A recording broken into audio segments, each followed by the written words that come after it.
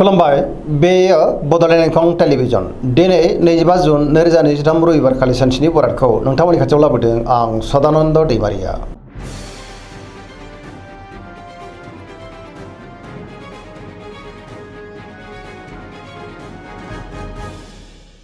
सिगां फरायनो लादों मेष राशि गिबि हांखो अ ल दिनैनि साना मोजां आरो गाज्रि गेजेरजों बाबेनलांनो हागौ। गोसोआव गोनो गोथो साननाय फैगोन। गुबुननि थाखाय नाङा फाङा जेंनायाव गोग्लैनांनोबो हागौ। सांग्रां जानाया गाहाम। सुथुरनि गाज्रि नोजोर गोग्लैनोबो हागौ। मावनो लानाय खामानिखौ मावफुंनो हागोन, अब्लाबो नाथाय सांग्राङै मावनांगोन। गोथों आरो गोग्गो साननो रोंनाय नङा। देहाया दिनै मोजाङै थागोन, अब्लाबो नाथाय जानाय लोंनायाव सांग्रां जानांगोन। रांखावरियाव मोजां, बेफार फालांगियावबो मोजां होनजायो। गुबुनजों मोजां सोमोन्दो लाखिनो गोब्राब जानोबो हागौ। न'खराव बिसि फिसायनि गेजेराव अनलायनाय फैगोन। बिदा फंबायजों मोजां सोमोन्दो थागोन। सोरबा लोगोनिफ्राय हेफाजाब मोननोबो हागौ। समाजाव मान मोननो हागोन। लाइमोनफ्रा हरखाबै गाज्रि खौरांबो मोननो हागौ। गोसोआ दिनै जोबोर आला खाला जागोन। फरायसाफ्रा दिनै फरायनायाव गोसो दुंखांगोन आरो मोजां फिथाइ मोननो हागोन। गोसोनि साननायफ्रा नाथाय देबार नांनोबो हागौ। नेगेटिभ एनार्जिनि गोहोमबो गोग्लैनो हागौ।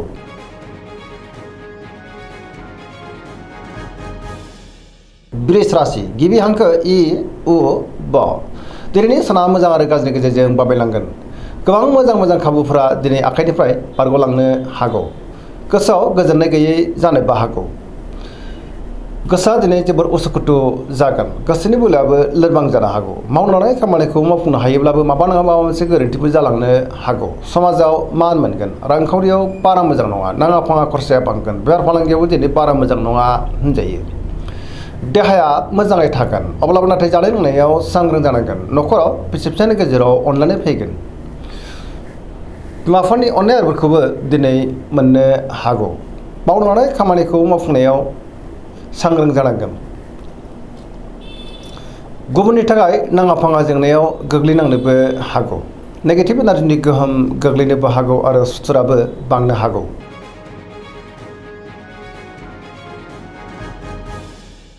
मिथुन राशि गिबि हांखो क स दिनैनि साना जोबोर मोजां। पजिटिभ एनार्जिनि गोहोम गोग्लैगोन।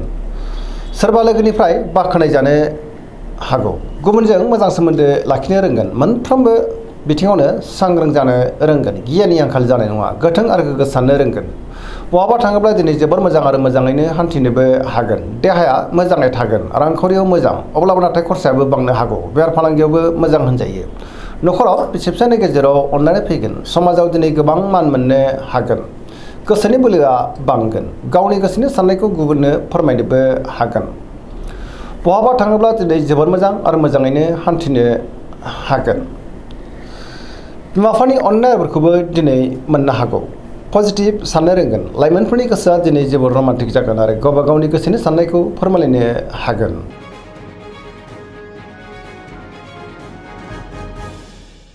कर्कट राशि गिबि हांखो ड ह दिनैनि साना जोबोर मोजां। माबा मोनसे मोजां खौरां मोननानै गोसोआ दिनै जोबोर खुसि जागोन। लाइमोनफ्रा जोबोर मोजां खौरां मोननोबो हागौ। गोबां मोजां खाबुबो दिनै मोननो हागौ। सोरबा लोगोजों बाख्नाय जानोबो हागौ। गोसोनि साननायफ्रा दिनै मोगथाङाव जाफुंगोन आरो पजिटिभ साननाय फैगोन। गोथों आरो गोग्गो साननो रोंगोन। गियाननि आंखाल जानाय नङा। मावनो लानाय खामानिखौ थि समावनो आरो गोरलैयैनो मावफुंनोबो हागोन। रांखावरियाव मोजां, अब्लाबो नाथाय खरसायाबो बांनो हागौ। बेफार फालांगियाव दिनै जोबोर मोजां मुलाम्फा मोनगोन। समाजाव लोगो लेवा बांनोबो हागौ। देहाया मोजाङै थागोन। गुबुननिफ्राय थोजासे हेफाजाबबो मोननो हागौ।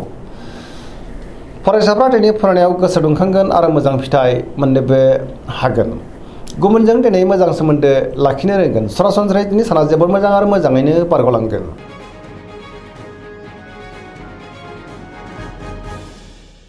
सिंह राशि गिबि हांखो म थ दिनैनि साना जोबोर मोजां। गोसोनि साननाया मोगथाङाव जाफुंनोबो हागौ। गोसोनि बोलोआ बांगोन। गोसोआव दिनै पजिटिभ साननाय फैगोन। मावनो लानाय खामानिखौ थि समावनो आरो गोरलैयैनो मावफुंनोबो हागोन। सोरबा लोगोनिफ्राय मोजां खौरां फैनोबो हागौ। बहाबा दावबायनो एबा हान्थिनो खाबु मोनगोन आरो मोजाङैनो हान्थिनोबो हागोन। रांखावरियाव जोबोर मोजां होनजायो। मोननो गोनांखौबो दिनै मोननो हागोन। बेफार फालांगियाव जोबोर मोजां मुलाम्फा मोनगोन। न'खराव बिसि फिसायनि गेजेराव अनलायनाय फैगोन। समाजाव दिनै गोबां मान मोननो हागोन।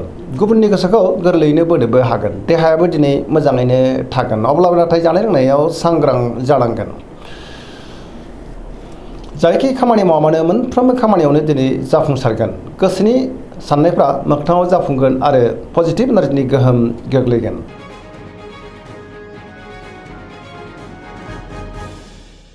कन्या राशि गिबि हांखो फ ट दिनैनि साना जोबोर मोजां। गोसोखौ दिनै जोबोर गोजोननाय मोनगोन। सोरबा लोगोनिफ्राय मोजां खौरां फैनोबो हागौ। पजिटिभ साननो रोंगोन। गियाननि आंखाल जानाय नङा। गोथों आरो गोग्गो साननो हागोन।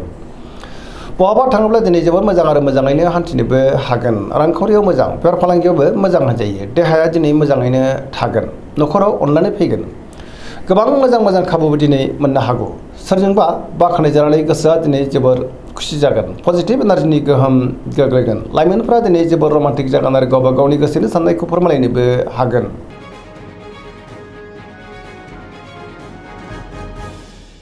तुला राशि गिबि हांखो र ट दिनैनि साना जोबोर मोजां। गोसोनि बोलोआ बांगोन। गावनि गोसोनि साननायखौ गुबुननो फोरमायनोबो हागोन। मावनो लानाय खामानिखौ थि समावनो आरो गोरलैयैनो मावफुंनोबो हागोन। देहाया मोजाङै थागोन। अब्लाबो नाथाय जानाय लोंनायाव सांग्रां जानांगोन। बहाबा हान्थिनो एबा दावबायनो खाबु मोननोबो हागौ आरो मोजाङैनो हान्थिनोबो हागोन। रांखावरियाव मोजां, बेफार फालांगियावबो मोजां होनजायो। न'खराव बिसि फिसायनि गेजेराव अनलायनाय फैगोन। समाजाव दिनै गोबां मान मोनगोन। बेफार फालांगियाव मोजां। सोरबा लोगोनिफ्राय मोजां खौरां मोननोबो हागौ।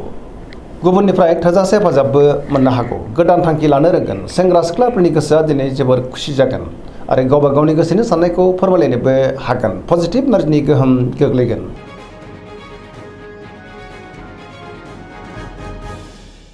वृश्चिक राशि गिबि हांखो न स दिनैनि साना जोबोर मोजां। समाजाव दिनै लोगो लेवा बांगोन। गोबां मोजां खाबुबो दिनै मोननो हागौ।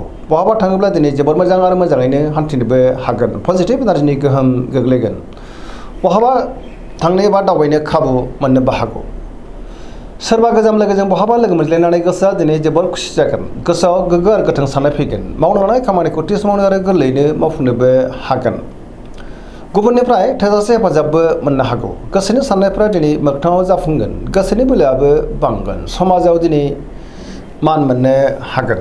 बिमा बिफानि अननाय आरो बोरखौ मोननो हागोन। सोरबा लोगोनिफ्राय थोजासे हेफाजाब मोननानै गोसोआ दिनै जोबोर खुसिबो जागोन। रांखावरियाव मोजां, बेफार फालांगियाव मोजां होनजायो। देहाया दिनै मोजाङैनो थागोन। पजिटिभ एनार्जिनि गोहोम गोग्लैगोन। लाइमोनफ्रा दिनै जोबोर खुसि जागोन आरो गावबा गावनि गोसोनि साननायखौ फोरमायलायनोबो हागोन।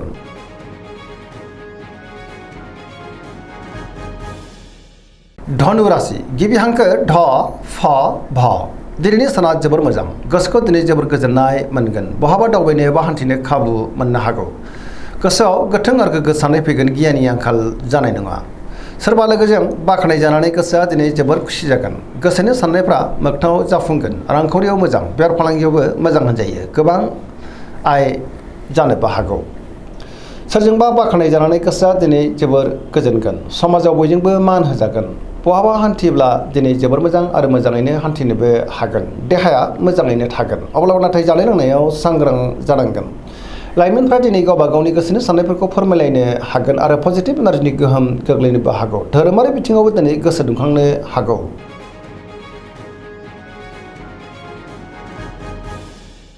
मकर राशि गिबि हांखो ख ज दिनैनि साना जोबोर मोजां।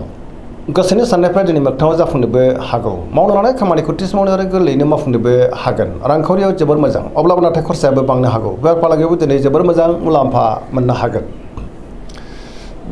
गोसोनि साननायफ्रा मोगथाङाव जाफुंगोन। गुबुनजों दिनै मोजां सोमोन्दो लाखिनोबो रोंगोन। मोनफ्रोमबो बिथिङावनो जाफुंसारनो हागौ। गोदान खामानियाव आखाइ होजेननोबो हागोन। गोबां मोजां खाबुबो दिनै मोननो हागौ। न'खराव बिसि फिसायनि गेजेराव अननानै फैगोन। बिदा फंबायजों मोजां सोमोन्दो थागोन आरो बिसोरनिफ्राय थोजासे हेफाजाबबो मोननो हागौ। सेंग्रा सिख्लाफ्रा जोबोर रमान्टिक जागोन आरो गावबा गावनि गोसोनि साननायखौ फोरमायलायनोबो हागोन। फरायसाफ्रा दिनै फरायनायाव गोसो दुंखांगोन आरो मोजां फिथाइ मोननोबो हागोन। पजिटिभ एनार्जिनि गोहोम गोग्लैगोन।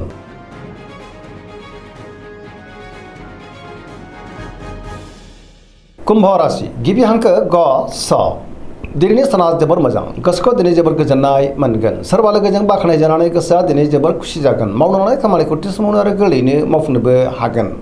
बहानिफ्रायबा मोजां खौरां मोननोबो हागौ। समाजाव गोबां मान मोननो हागोन। गोबां मुंदांखा सुबुंजों दिनै लोगो मोनज्लायनोबो हागौ। रांखावरियाव मोजां, अब्लाबो नाथाय खरसायाबो बांनो हागौ। बेफार फालांगियाव जोबोर मोजां मुलाम्फा मोनगोन। देहाया दिनै मोजाङै थागोन। न'खराव बिसि फिसायनि गेजेराव अनलायनाय फैगोन।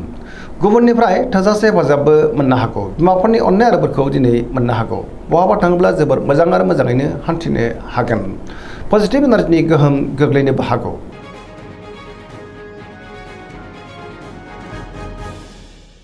मीन राशि गिबि हांखो ड स। दिनैनि साना मोजां आरो गाज्रि गेजेरजों बाबेलांनो हागौ। गुबुननि थाखाय नाङा फाङा जेंनायाव गोग्लैनांनोबो हागौ। गोबां मोजां खाबुफोरा दिनै आखाइनिफ्राय बारग'नोबो हागौ। गोसोआव दिनै नेगेटिभ साननाय फैगोन। गोथों आरो गोग्गो साननो रोंनाय नङा। गियाननि आंखाल जानो हागौ। गावनि गोसोनि साननायखौ गुबुननो फोरमायनो गोब्राब जागोन। देहाया मोजाङै थागोन, अब्लाबो नाथाय जानाय लोंनायाव सांग्रां जानांगोन। रांखावरियाव बारा मोजां नङा। नाङा फाङा खरसाया बांगोन। बेफार फालांगियावबो बारा मोजां नङा होनजायो। सोरजोंबा रायखोमा जानोबो हागौ। सेंग्रा सिख्लाफ्रा दिनै जोबोर आला खाला जागोन आरो गावबा गावनि गोसोनि साननायखौ फोरमायनोबो गोब्राब जानो हागौ। फरायसाफ्रा दिनै फरायनायाव गोसो दुंखांगोन, अब्लाबो नाथाय नेगेटिभ एनार्जिनि गोहोमबो गोग्लैनो हागौ। सांग्रां जानाया गाहाम। दिनैनि राशि फरायनाया एसेनोसै। जोबनायाव बेखौनो खावलायो जाहाथे नोंथांमोना सानफ्रोमबो जोंनि बे बड'लेण्ड इंखं टेलिभिजनखौ नायबाय थायो आरो साबस्क्राइब खालामो, लोगोसे लाइक खालामो आरो शेयार खालामो। एसेनोसै, गोजोन्थों।